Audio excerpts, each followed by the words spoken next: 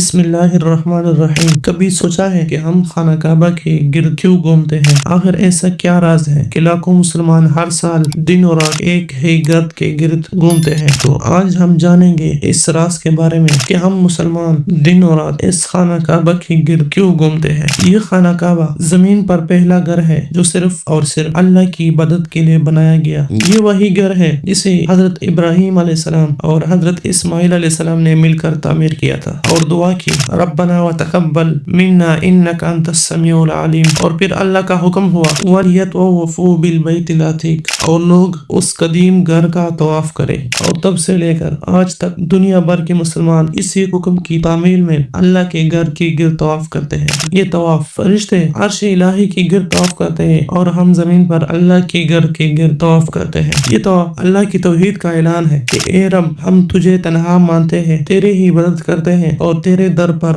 جھکتے ہیں۔ ہم طواف کو بائیں طرف سے شروع کرتے ہیں کیونکہ دل بائیں طرف ہوتا ہے، گویا ہم اللہ کو اپنا دل پیش کر رہے ہیں۔ یہ صرف گھومنا نہیں، یہ عشق ہے، یہ اطاعت ہے، یہ غلامی کا اعلان ہے۔ طواف کرتے ہوئے نہ کوئی مقام کا فرق ہوتا ہے، نہ رنگ، نہ نسل، سب سے ایک ہی لباس میں، ایک ہی سمت میں۔ یہ اتحاد ہے، یہ بندگی ہے، یہ وہ لمحہ ہے جہاں انسان خود کو مٹی سے بھی کم تر محسوس کرتا ہے۔ یہ خانہ کعبہ صرف ایک عمارت نہیں، یہ رب سے جوڑنے کا ذریعہ ہے، اور طواف اس اللہ عشق کا سفر ہے جو بندے کو بندگی کے معراج تک لے جاتا ہے۔ ہم کعبہ کے گرد گھومتے نہیں بلکہ اپنے رب کے عشق میں خود کو بھول جاتے ہیں۔ اے اللہ، ہمیں بار بار اپنے گھر کی حاضری نصیب فرما، طواف کرنے کی سعادت عطا فرما، اور ہمیں ان خوش نصیبوں میں شامل فرما جن کے دل تیرے عشق میں دھڑکتے ہیں۔ آمین یا رب العالمین۔ اگر آپ بھی چاہتے ہیں کہ اللہ آپ کو اپنے گھر کی